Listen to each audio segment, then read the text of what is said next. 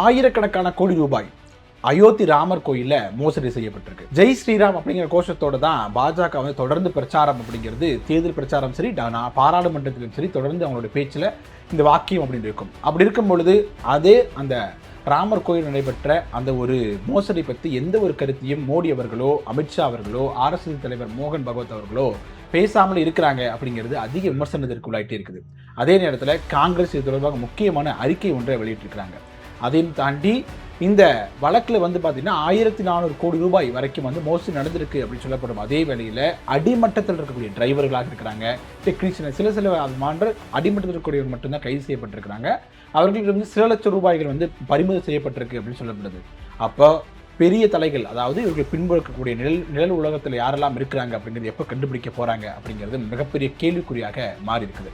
இதில் மாநில பாஜக தலைவர்களுக்கும் தொடர்பு இருக்குது அப்படின்னும், தேசிய தலைமையினருக்கு தொடர்பு இருக்குது அப்படின்னும் தொடர்ந்து குற்றச்சாட்டுகளை வந்து எதிர்க்கட்சிகள் வச்சுட்டு இருக்காங்க. அதில் எந்த அளவுக்கு உண்மை இருக்குது, இது தொடர்பாக தான் இந்த வீடியோ முழுவதும் பேச போகிறோம்.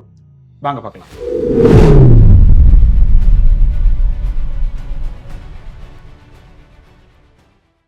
வணக்கம் மக்களே, நான் உங்கள் மது, கோப்பாசையிலிருந்து.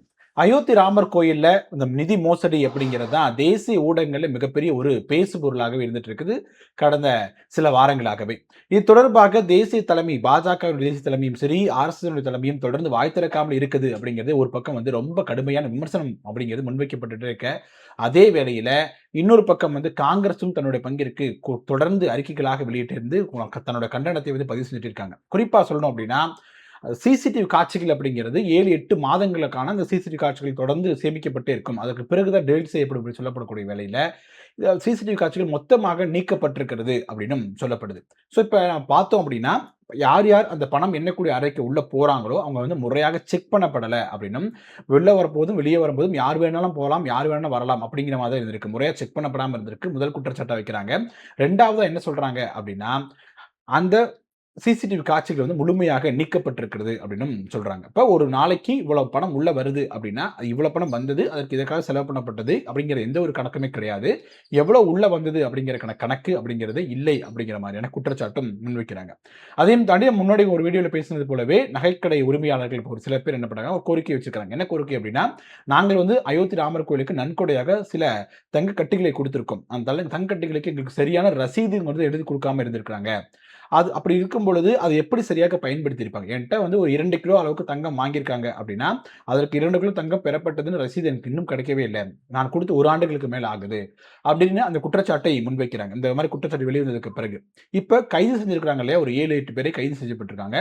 அவங்கள யாரு அப்படின்னு பார்த்தா, எல்லாருமே அடிமட்டத்திலிருந்து வேலை செய்யக்கூடியவர்களாக, டிரைவர்களாக இருந்தவங்க, டெக்னீஷியன்ஸாக இருந்தவங்க, கிளர்க்காக இருந்தவங்க அப்படின்னு சில அதிகாரிகள் வந்து கைது செய்யப்பட்டிருக்கிறாங்க.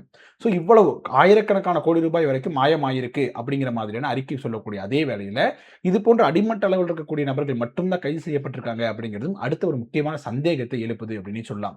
இவர்களால் எப்படி வந்து இவ்வளவு பெரிய கணத்தை கையாண்டு எடுத்திருக்க முடியும், இவ்வளவு தைரியம் அவங்களுக்கு எப்படி வந்திருக்கும் அப்படிங்கிற மிக முக்கியமான கேள்வியை எழுப்புறாங்க.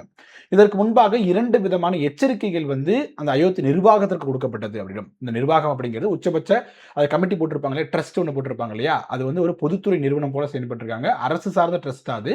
அந்த ட்ரஸ்ட்டுக்கு ஒரு எச்சரிக்கை கொடுக்கப்பட்டிருக்கு. முதல் எச்சரிக்கை வந்து பார்த்தீங்கன்னா, அங்க இருக்கக்கூடிய அக்கவுண்டன்ட் இருக்க தலைமை தணிக்கை அதிகாரி வந்து ஒரு இது கொடுத்திருக்காரு. என்ன கொடுத்திருக்காரு அப்படின்னா, இது போன்ற ஊழல் நடப்பது போல தெரியுது, நீங்க விசாரிக்கணும் அப்படிங்கிற ஒரு எச்சரிக்கை வந்து முதல் எச்சரிக்கை கொடுத்திருக்கிறாரு.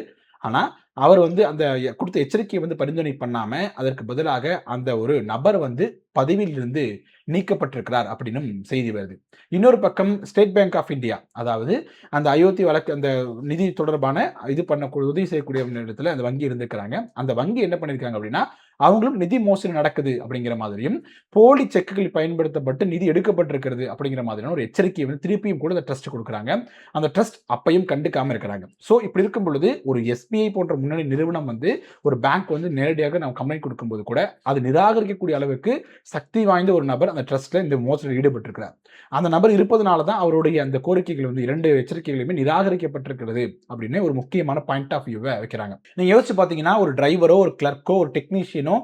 எஸ்பிஐ மற்றும் இது போன்ற ஒரு கணக்கு தணிக்கை அதிகாரி சொல்லக்கூடிய ஒரு எச்சரிக்கையை வந்து எப்படி புறம் தள்ள முடியும்? அவரால் எப்படி போயிட்டு சொல்லாதீங்க, அது நடக்காது அப்படின்னு சொல்லி அவரால் எப்படி பேச முடியும்? அப்ப அந்த ட்ரஸ்ட்ல இருக்கக்கூடிய முக்கியமான நபர்கள் இன்ஃப்ளூயன்ஸ் ஆயிருக்கிறாங்க, இன்ஃப்ளூயன்ஸ் செய்யப்பட்டிருக்கிறாங்க, மற்றவர்களையும் இன்ஃப்ளூயன்ஸ் செஞ்சிருக்காங்க. அதனால தான் அவர்களால் வந்து இந்த இந்த எஸ்பிஐ மற்றும் தலைமை கணக்கு தணிக்கையாளருடைய அது இது வந்து நிராகரிக்கப்பட்டிருக்கிறது அப்படின்னு சொல்லப்படுது. ஆனா இதுவரைக்கும் கைது செய்யப்பட்டவர்கள் யாருமே ஒரு உயர்ந்த பதவியில் இருக்கக்கூடியவர்கள் இல்ல. எல்லாமே அடிமட்டத்தில் வேலை செய்யக்கூடியவர்களாக இருந்திருக்கிறாங்க அப்படிங்கிறது நம்மால் பார்க்க முடியுது. வரக்கூடிய அறிக்கைகளும் கணக்கீடுகளும் பார்க்கும் பொழுது 1000 கோடிக்கு மேல வந்து மோசடி நடந்திருக்கு அப்படின்னு சொல்லக்கூடிய அதே வேளையில வெறும் சில லட்சங்கள் மட்டும்தான் பறிமுதல் செய்யப்பட்டிருக்கு அப்படிங்கிறதும் கவனிக்க வேண்டிய விஷயமாக இருக்குது. இப்போ அரசு வந்து என்ன பண்ணிருக்காங்க, எஸ்ஐடி போட்டிருக்காங்க, சிறப்பு புலனாய்வு குழு அமைச்சு வந்து விசாரணை பண்ணிட்டு இருக்காங்க. அதனுடைய கால அவகாசத்தை வந்து பாத்தீங்கன்னா இன்னும் 15 நாட்களுக்கு எக்ஸ்டெண்ட் பண்ணிருக்காங்க அப்படின்னு நம்ம பார்க்க முடியுது. ஸோ முதல்ல வந்து ஒரு எஃப்ஐஆர் பதிவு செய்யணும் அப்படின்னு ஒரு கம்ப்ளைண்ட் கொடுக்கப்படுது, பல்வேறு தரப்புல இருந்து கம்ப்ளைண்ட் கொடுக்கப்படுது. ஆனா எஃப்ஐஆர் பதிவு செய்யவே படல. அதாவது இவ்வளவு பெரிய அளவு பெரிய மோசடி நடந்துட்டு இருக்கு, அது குற்றச்சாட்டாக கொடுத்து எஃப்ஐஆராக தொடக்கத்திலே பதிவு செய்யணும் அப்படின்னு கேட்டிருக்காங்க. ஆனா பதிவு செய்ய காவல்துறை மறுத்திருக்கிறாங்க. அது மிகப்பெரிய அளவில் பூதாகரமாக வெடிக்குது. பல்வேறு ஊடகங்கள் பேசுறாங்க, எதிர்க்கட்சிகள் எல்லாம் பேசுறாங்க. பேசப்பட்டதற்கு பிறகுதான் என்ன பண்றாங்க அப்படின்னா அது ஒரு கம்ப்ளைண்டாகவே, அதாவது எஃப்ஐஆராக பதிவு செய்யறாங்க அப்படிங்கிறது நம்ம கவனிக்க வேண்டிய விஷயமா இருக்கு. காங்கிரஸ் தரப்புல இருந்து என்ன மாதிரியான கோரிக்கை வைக்கப்பட்டிருக்கு அப்படின்னா, ஆடிட்டர் ஜெனரல் வந்து பாத்தீங்கன்னா இந்த மொத்த வழக்கையும், அதாவது ட்ரஸ்ட் தொடங்கப்பட்டதுலேருந்து இப்போது வரைக்கும் எவ்வளவு பணம் உள்ள வந்திருக்குது, அந்த பணங்கள் ஒவ்வொரு ரூபாயும் எதற்காக செலவு பண்ணிருக்கு அப்படின்னு முழுவதுமான ஒரு ஆய்வை வந்து நடத்தணும் அப்படின்னு ஒரு கோரிக்கையை வந்து காங்கிரஸ் தரப்பு வைக்கப்பட்டிருக்கிறது. இந்த ஒரு அயோத்தி வழக்கு அப்படிங்கிறது மிகப்பெரிய பூதாகரமாக ஆகும் பொழுது இன்னும் ஒரே ஒரு ஆண்டுகள்ல அந்த உத்தரப்பிரதேசத்தில் தேர்தல் வரப்போகுது. ஸோ இதை வந்து எதிர்க்கட்சிகள் வந்து சரியாக பயன்படுத்தணும்னு நினைக்கிறாங்க. ஆனா கிரவுண்ட் ரிப்போர்ட் என்ன தெரியுமா சொல்லுது, கிரவுண்ட்ல வந்து மக்கள் என்ன பேசிக்கிறாங்க அப்படிங்கிற விசாரணைக்கும் பொழுது இதுல வந்து பாஜகவின் மீது மக்களுக்கு பெரிய அளவில் அதிருப்தி இல்லை அப்படிங்கிறத கிரவுண்ட் ரிப்போர்ட் சொல்லக்கூடிய தகவலாக இருக்குது. அதாவது இருக்கக்கூடிய சின்ன சின்ன அதிகாரிகள் தவறு பண்ணிட்டாங்க அப்படிங்கிறத மக்களுடைய மைண்ட் செட்டாக இருக்குது அப்படின்னும், எப்படி 7 பேர் கைது பண்ணிருக்காங்க, அதாவது டிரைவராகவோ கம்பவுண்டராகவோ இல்லை ஏதோ ஒரு சின்ன சின்ன பதவியில் இருக்கக்கூடிய கைது செய்யப்பட்டு சிறையில் அடைக்கப்பட்டிருக்காங்க, அவங்க செஞ்ச தவறு அப்படிங்கிறதா மக்களுடைய நம்பிக்கையாக இருக்குது அப்படின்னு சொல்லப்படுது. இதுக்கு பெரிய அளவிலான பாஜகவினுடைய பங்கு இல்லை அப்படிங்கிறது மக்களை நேரடியாக பேச தொடங்கி இருக்கிறாங்க அப்படின்னு பார்க்கலாம். இந்த இடத்துல இருந்து பார்க்கும் பொழுது எதிர்க்கட்சிகள் சரியாக செயல்படவில்லையோ அப்படிங்கிற ஒரு முக்கியமான கேள்வி கேட்க தோணுது. இது போன்ற ஒரு விஷயத்த பாஜக கையில கிடைக்குது அப்படின்னா அது இவங்க எவ்வளவு பெரிய பூதாகரமான விஷயமாக மாத்துவாங்க, அதை எப்படி அந்த குறிப்பிட்ட கட்சிக்கு எதிரான ஒரு விஷயமாக மாத்துவாங்க. அந்த இடத்துல அகிலேஷ் யாதவும் சரி, இந்த பக்கம் காங்கிரஸும் சரி மிகப்பெரிய ஒரு தவறை, அதாவது ஒரு கோட்டை விட்டுருக்காங்க அப்படின்னு சொல்லலாம். மக்கள் மனதில் பாஜக மீது அதிருப்தியை இவ்வளவு பெரிய மோசடி நடந்ததுக்கு பிறகும் ஏற்படலை அப்படிங்கும் போது எதிர்க்கட்சியாக சிறப்பாக செயல்படலையோ அப்படிங்கிற முக்கியமான ஒரு சந்தேகத்தையும் அரசியல் விமர்சகர்கள் வைக்கிறாங்க. இந்த அயோத்தி வழக்கு, மோசடி வழக்கு திசை திருப்பு மூலமாக நிறைய விஷயங்கள் வந்து உள்ளூருக்குள்ள, அந்த உத்தரப்பிரதேசத்துக்குள்ள நிறைய இடங்கள் நடக்குது அப்படின்னும், தேசிய ஊடகங்களை தாண்டி இந்த மாநில அளவிலான ஊடகங்களை வந்து திசை திருப்பக்கூடிய செயல்களை வந்து நிறைய பண்ணிட்டு இருக்காங்க அப்படிங்கிற மாதிரி குற்றச்சாட்டு முன்வைக்கப்படுது.